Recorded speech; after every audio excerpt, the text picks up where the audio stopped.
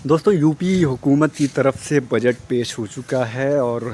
इस दौरान कुछ चेहरों पर खुशियों के आसार हैं तो कुछ लोग नाराज़ भी हैं। जैसे बुनकरों की बात की जाए तो यहाँ बुनकर जो लंबे समय से अपनी लड़ाई लड़ रहे थे, सरकार से मांग कर रहे थे कि उन्हें फ्लैट रेट पर सब्सिडी प्रदान की जाए और जो पिछला फ्लैट रेट का जो मामला है उसको भी हल कराया जाए और उनके लिए कुछ सरकारी तौर पर कुछ धनराशि ऐसी दी जाए जिससे उनके बच्चों का भविष्य संवर सके और वो भी विदेश ना जाकर नौकरी ना करके कम से कम यहीं पर रहकर एक अपना रोज़गार कर सकें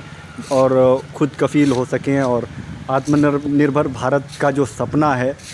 प्रधानमंत्री नरेंद्र मोदी का, उसको साकार करने में वो भी अपना हाथ बटा सकें। लेकिन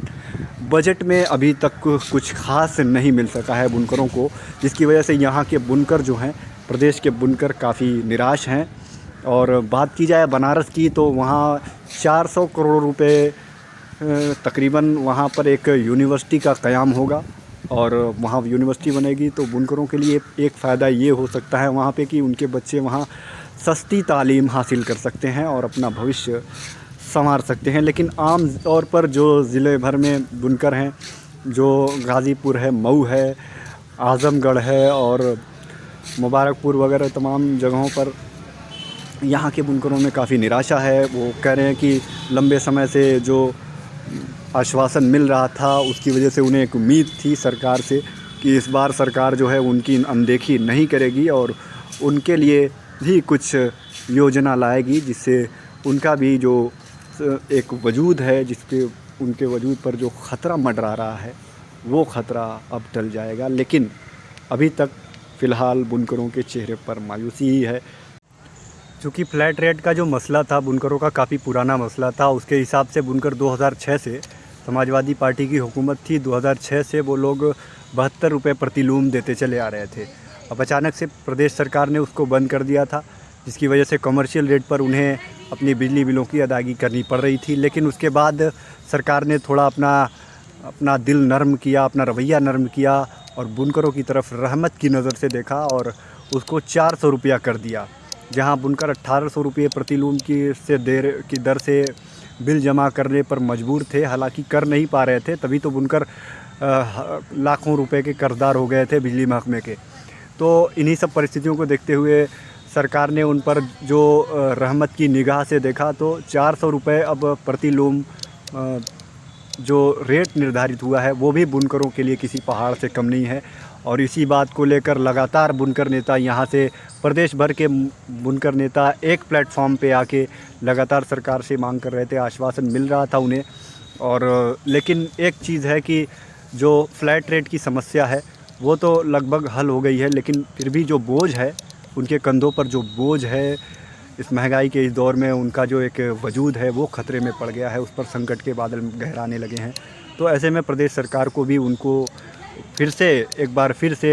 उस पर ध्यान देने की आवश्यकता है। हालांकि ये भी मांग की जा रही थी कि यहाँ कम से कम सरकार की तरफ से कुछ ऐसी मंडियाँ कायम कर दी जाती जिनसे वो अपनी साड़ियों का जो उनकी पसीने की कीमत है वो उचित कीमत उनको मिल जाती। लेकिन वो साड़ियों के ताल्लुक़ से काफ़ी परेशान हैं और यहाँ साड़ियाँ भी नहीं बिक रही हैं। पहले की जो रफ़्तार थी मार्केट की वो भी कम हो गई है और जो एक गति रहनी चाहिए वो 15 से 20 महीने हो गए और यहाँ मार्केट में मंदी का ही साया है। जो बड़े बड़े जो साहूकार हैं यहाँ पर,